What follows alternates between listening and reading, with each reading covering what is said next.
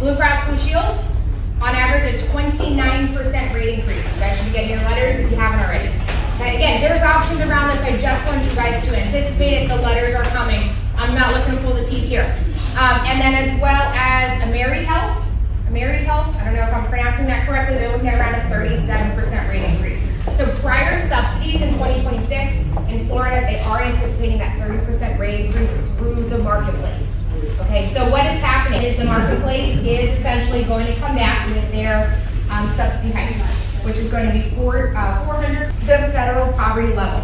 So essentially, if you are making more than I believe it is 63, about 63%, you are no longer eligible to get a government subsidy. You are having to pay full price for your health insurance. Okay?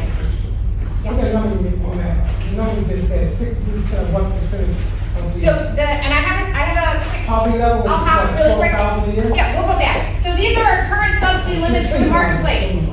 For an individual household size, okay, 400% of the federal poverty level is 62,600. Okay, meaning if you make more than that on paper, you are not eligible for a government subsidy. Again, you guys, there's so many savings techniques and private plans we are going to look at. I just want you to know what the marketplace is going to be sharing with us. Okay. Again, household size of 2, 84,000, etc. For the longest time, individuals for the last couple of years were able to essentially ballpark their income. If you've ever done the health sheriff application, and the government was not essentially fact checking. So there are going to be significantly tighter verification. Essentially, you cannot just make up what your income is going to be on paper. Because again, it's really frustrating, especially for a lot of small business owners. Look at your real estate professionals, right? A few years ago, and the market slowed down. So I don't know if I'm going to sell 5 homes this month or 0 homes this month. So for someone who has that, let's say, more liquid income, the marketplace is going to be a much more difficult solution because you are having to speculate that income when you enroll in a plan. Well, enrollment is November 1st for a January 1 start. So I'm guessing what my income is going to be for all of 2026 in January, or even before January, right? So they are going to start asking for proof. Again, just to kind of walk you guys through it. Additionally, if you have not filed your taxes, you no longer are able to get a subsidy. They are going to become really strict on that. So if you have not filed 2024, no subsidy.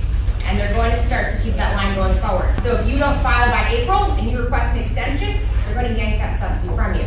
So if I, let's say for my family, had a $1,000 premium and I was getting $800 tax savings or a subsidy through the government, so I'm only paying $200, right? Everyone's following that math?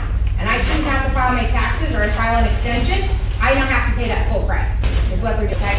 And then again, if you did qualify for a free plan, they have now tacked on an auto re-enrollment fee of $5. Okay, so again, if you have insurance through the marketplace and you're planning to just let it roll over, double check. Okay, talk to your broker, get a new broker, talk to someone who can help you make sure you are doing the right thing.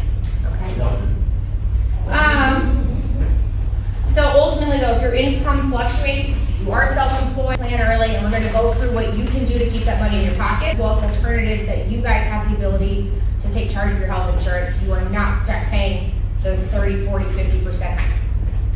Okay? It's absolutely insane. It is, I mean, it is ridiculous across the board. When the marketplace does make sense, okay? So if you are someone with major health issues, the marketplace is a great alternative for you. If you're an individual or a small family and you have major health issues, the marketplace is a phenomenal option because they cannot exclude off of health issues, okay? So a lot of people that can go to the marketplace, God forbid, but with major health issues, again, they cannot deny you for your $4,000 prescription. They cannot deny you for, God forbid, an upcoming procedure.